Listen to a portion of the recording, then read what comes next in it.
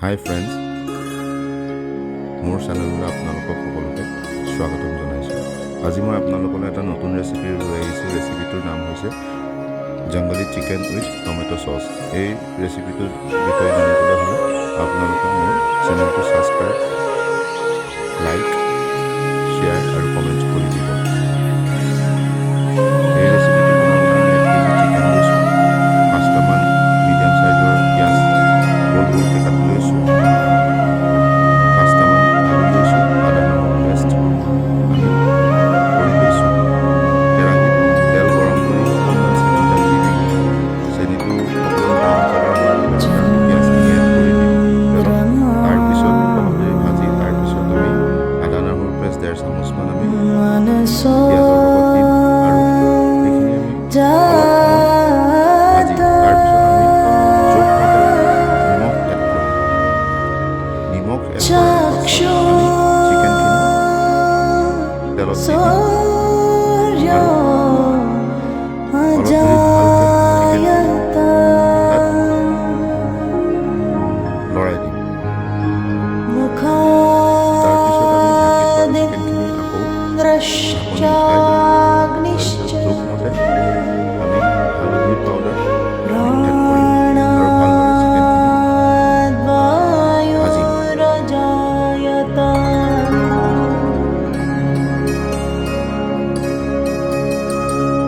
তাৰপিছত আমি আলু এড কৰিম। তাৰপিছত চিকেনখিনি আকৌ ভাজিম।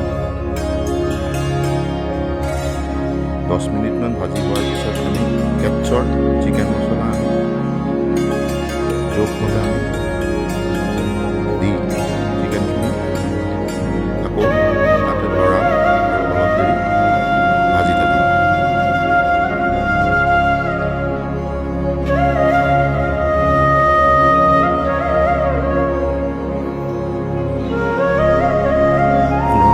ভজাৰ পিছত আমি আকৌ যিখিনি বাচি থকা আদা নহৰু পেষ্ট আছিলে সেইখিনি আকৌ আমি দি দিছোঁ। চন্দ্ৰমা মনসো জাতা তাৰপিছত আমি জোখমতে চক্ষু টমেটো চচ এড কৰিম চিকেনটো হোৱাৰ 5 মিনিটমানৰ আগত।